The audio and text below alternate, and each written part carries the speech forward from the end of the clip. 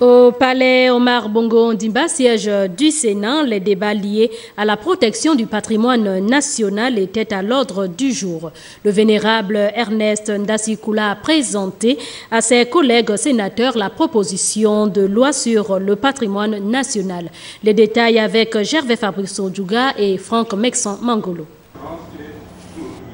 Un peuple sans culture et sans histoire n'en est pas un. Et il est temps pour nous Gabonais de protéger notre culture et notre histoire. Telle est l'essence de cette proposition de loi initiée par le vénérable Ernest Ndasikula. En effet, le sénateur du département de Baï-Brikolo vient d'être auditionné par ses collègues sur la proposition de loi sur le patrimoine national.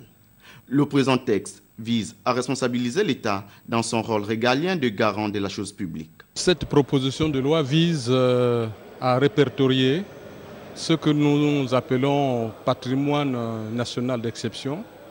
Ce sont des sites, ce sont des œuvres d'art, ce sont des sites à la fois culturels et historiques qu'il nous faudra protéger, comme l'UNESCO le fait pour des sites culturels à travers le monde. Il n'est pas normal que, par exemple, c'est l'extérieur qui se soucie de l'importance des sites au Gabon, alors que nous-mêmes, on est là.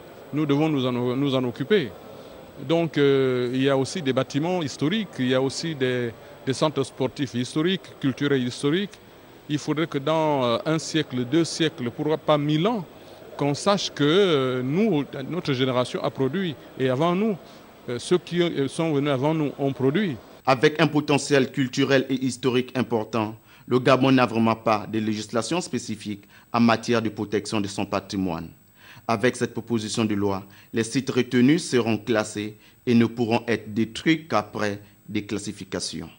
Cet exposé a suscité des réactions de la part des vénérables sénateurs. Répondant à ses collègues, le vénérable Ernest Ndasikula dira que la préservation du patrimoine national était une affaire commune à tous les Gabonais. Cette proposition de loi fera l'objet d'un examen au fond avant son éventuelle adoption en séance plénière.